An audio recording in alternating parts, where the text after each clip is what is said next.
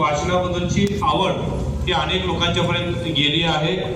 तुमची वाचन गोडी काही लोकांना लक्षात येते, मग त्यांच्याकडून तुमच्यासाठी कौतुक म्हणून काही पुस्तकं भेट देण्यात येतात। कोल्हापुरातील अक्षर पुस्तकालय या पुस्तकांच्या दुकानाचे जे मालक आहेत किंवा ज्यांचं दुकान ते आहे ते आदरणीय रवींद्र जोशी काका इथं आपल्या इथं एकनाथ आवाड सर आलेले होते, त्यावेळी त्यांच्यासोबत आलेले होते।